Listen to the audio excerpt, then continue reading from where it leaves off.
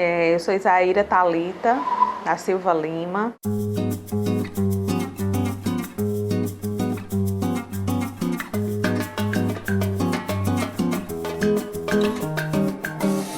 Primeira formação é em jornalismo.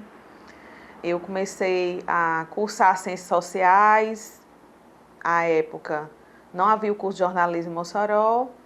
E ali eu já tive primeiro contato com algumas disciplinas que me interessavam.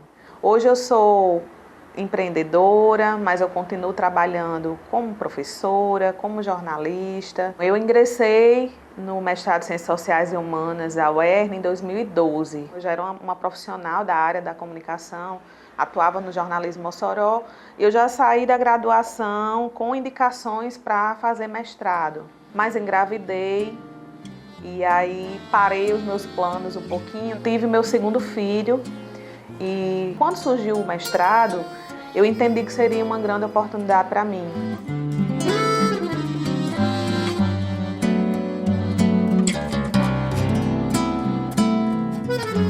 Eu cheguei ao programa com uma ideia.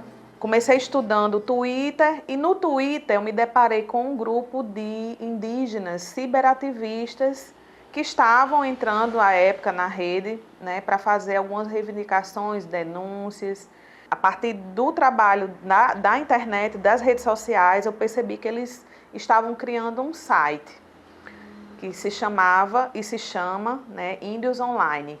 E o Índios Online, ele foi realmente o meu digamos assim, objeto de estudo no início. Então a gente queria entender o que estava levando as populações indígenas a entrar na internet, como é que eles estavam utilizando a internet, quais eram as ferramentas que eles estavam utilizando, que estavam reivindicando naquele momento. E o meu orientador, que topou o desafio, foi o professor Glebson, que é antropólogo. Então, essa junção entre uma comunicóloga e um antropólogo, só a interdisciplinaridade do mestrado em Ciências Sociais poderia permitir que isso acontecesse. Foi uma imersão, realmente. A gente passou a segui-los, mas a gente conversava, a gente gravava entrevistas online, né? E tudo isso foi servindo de base para o nosso método, que foi a etnografia na internet, que naquela época, poucas pessoas falavam etnografia na internet. A gente chegou a apresentar o nosso método também em Portugal, com o nosso orientador. Então, de certa forma, o nosso trabalho ele serviu de base para muitos outros trabalhos, não só no Rio Grande do Norte, mas no Brasil, né? Eu posso dizer que eu sou muito feliz porque 10 anos se passaram, o meu trabalho continua atual, né, nesse sentido, continua servindo de base para outras pesquisas, né? Então, eu sou muito grata também ao que o mestrado proporcionou eu poder desenvolver enquanto pesquisadora a partir desse trabalho.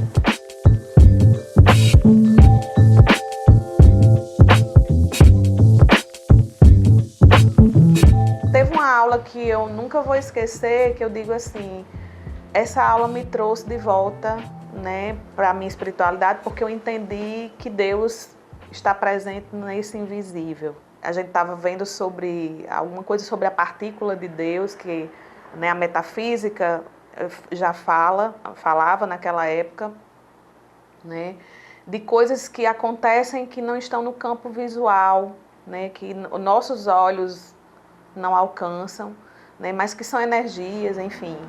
E isso me conectou, né? Então você veja, numa aula de história da ciência, eu me conectei com algo, né, com a minha espiritualidade, com aquilo que eu estava me sentindo afastada. E foi lendo, né, e tendo contato com outros autores, né, com um pouco de metafísica também, a gente discutiu isso em sala, né, e foi muito especial.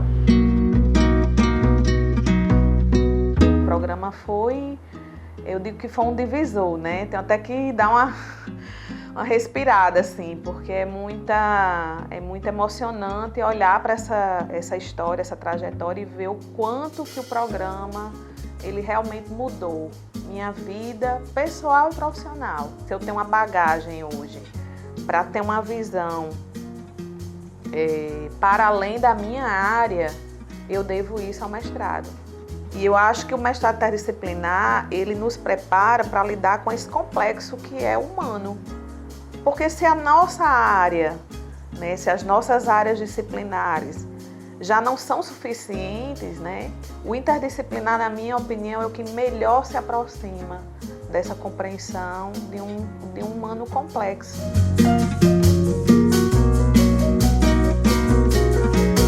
A gente entra para defender um projeto no início, para escrever uma dissertação, mas a gente sai um ser humano diferente depois do mestrado. A gente sai com a riqueza que não tem dinheiro, sabe? Que pague. É uma contribuição para a vida.